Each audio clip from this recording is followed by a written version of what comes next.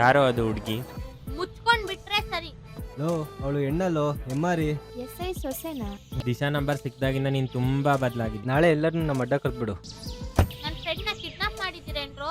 ನಿನಗೆ ಬೇಜಾರಾದ್ರೆ ಸಾರಿ ಮಚ್ಚಿ. ಅಮ್ಮ ತಾಯಿ ಎಸ್ ಐ ಸೊಸೆ. ನಮ್ಮ ಮೇಲೆ ಎಸ್ ಐ ಸೊಸೆ ಕಣ್ ಬಿದ್ರೂ ಪರವಾಗಿಲ್ಲ, ಆದ್ರೆ ಎಸ್ ಐ ಕಣ್ ಮಾತ್ರ ಬೀಳ್ದೇ ಇರಲಿ.